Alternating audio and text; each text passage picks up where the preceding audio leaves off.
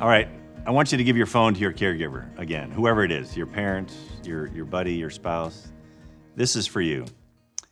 So before my illness, I was originally drafted by the Oakland Raiders at the time they were in Oakland. Now, that sounds pretty highfalutin, but the truth is I was the last player drafted, no big shakes.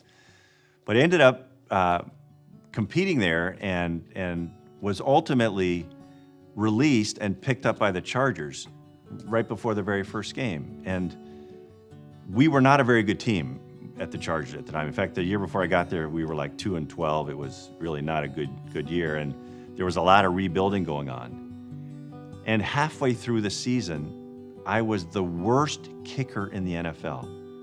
Now, a lot of it was my fault, but we were not very good at protection.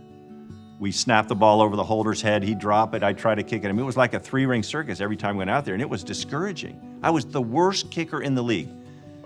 When I got my first fan letter, it was from a 12-year-old boy named Dean Meyer. I'll never forget it.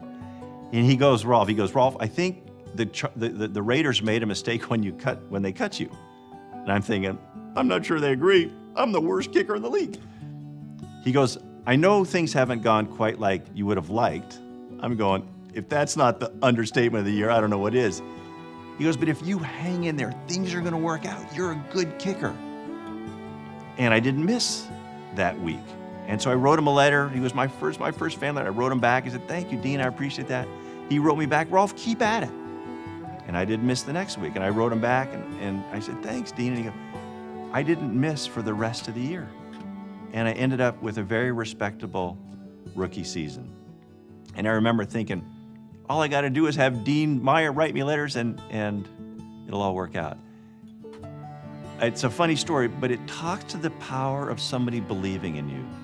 As a caregiver, you have an opportunity to believe in the person you love, that you care about. They need you more than ever. Believe in them. They will get through this, I promise you. And what you do will have a huge impact. Thanks for doing it.